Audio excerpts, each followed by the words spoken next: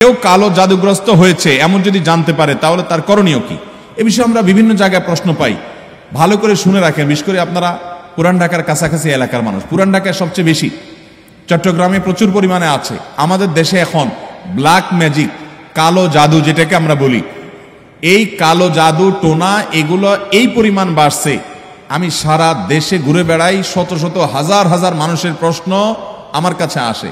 প্রতি সপ্তাহে এভারেজ আমার কাছে অন্তত 25 থেকে 30 হাজার প্রশ্ন মানুষের আমার কাছে আসে। আলহামদুলিল্লাহ, শুধুমাত্র শুক্রবারের লাইভে আমাদের 15 থেকে 20 হাজার এক ঘন্টার মধ্যে প্রশ্ন আসে। এই হাজার হাজার প্রশ্ন নিয়ে আমরা কাজ করি। মানুষের অবস্থা আমি জানি এই প্রশ্নগুলোর মাধ্যমে। এই দেশে প্রতিটা ঘরে ঘরে ব্ল্যাক ম্যাজিকের রোগী আছে।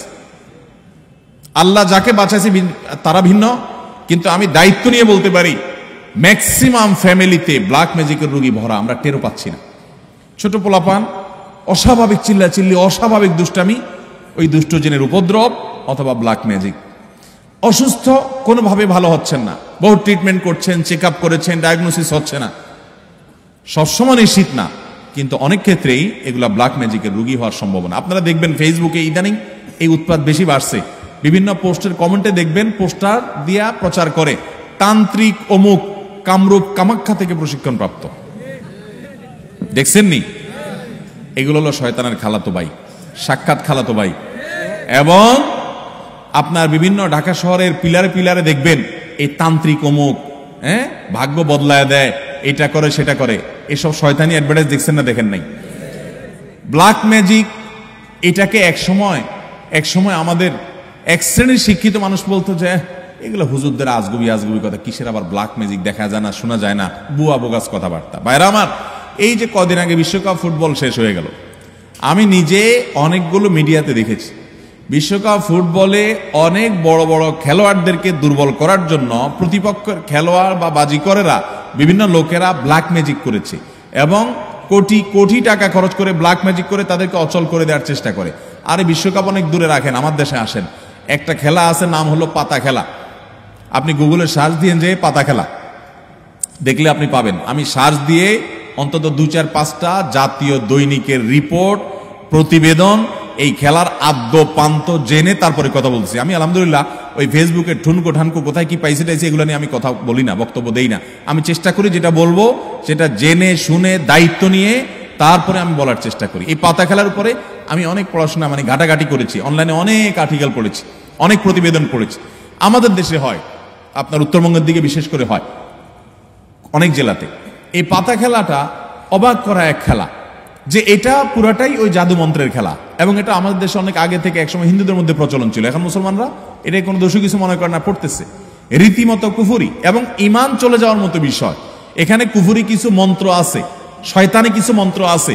শয়তান আমরা যাকে দেখি না, এটা আরেক আলোচনা, ঘন্টায় ঘন্টা আলোচনা করতে হবে, শয়তান নিয়ে আজকে আলোচনা করব না।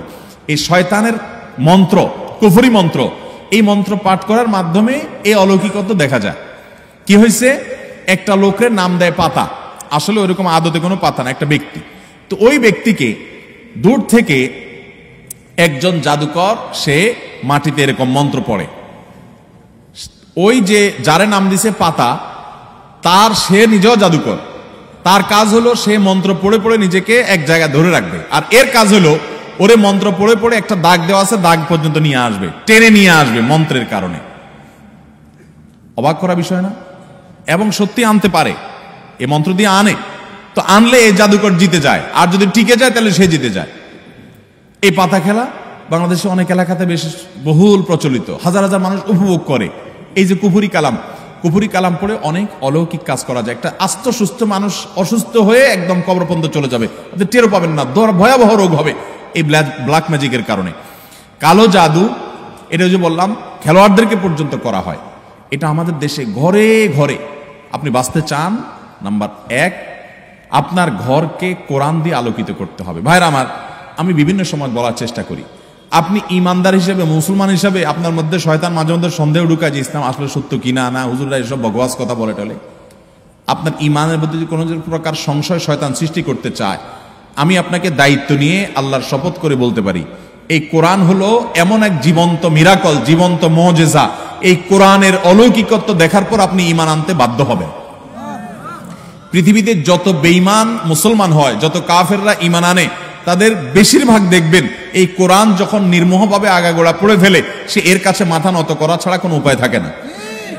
ওমর রাদিয়াল্লাহু তাআলা আনহুর মতো জাদ্রেল মানুষ যাচ্ছিলেন নবী করিম সাল্লাল্লাহু আলাইহি ওয়াসাল্লামকে হত্যা করার জন্য, বোনের বাসায় যায় দেখে বোন তেলাওয়াত করতেছে, আওয়াজ শুধু শুনছে, তেলাওয়াত শুনেই পাগল হয়ে গেছে। আরে এ তো সাধারণ কোনো কথা না, আকৃষ্ট হয়ে গেছেন।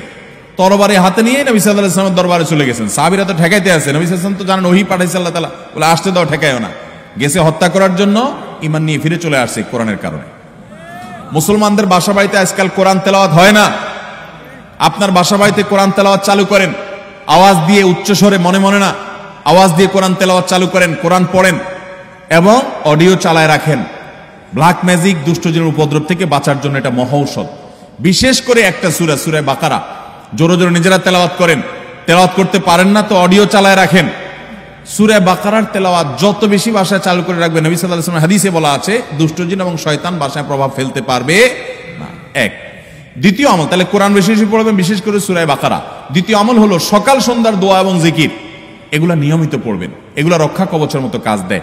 তৃতীয় আমল হলো ঘরের মধ্যে কোনো হারাম জিনিস রাখবেন না, ছবি টবি এটা সেটা রাখবেন না, এবং গুনাহমুক্ত রাখবেন বা ঘরকে। 4 নম্বর আমল হলো যতবার বাসায় ঢুকবেন বিসমিল্লাহ পড়ে ঢুকবেন, বের হওয়ার সময় বিসমিল্লাহ পড়ে বের হবেন। টয়লেটের দরজাগুলো বন্ধ রাখবেন, ঢুকতে বিসমিল্লাহ পড়ে ঢুকবেন, এই দোয়া পড়ে ঢুকবেন, বের হওয়ার সময় দোয়া পড়ে বের হবেন।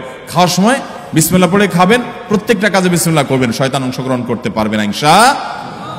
আর বিশেষভাবে 3 কুল সকাল সন্ধ্যায়, কুল হুয়াল্লাহ, কুল আযুল ফালাক, কুল রাব্বিন নাস, 3 বার সকাল সন্ধ্যার আমলের মধ্যে এটা চলে আসছে। আলাদা করে এটা রাতে, সকাল সন্ধ্যায় বিভিন্ন সময় পড়বেন ইনশাআল্লাহ। বিদিন আল্লাহ তাআলা এই দুষ্টজিন এবং ব্ল্যাক ম্যাজিক থেকে বেঁচে থাকার তৌফিক দান করবেন।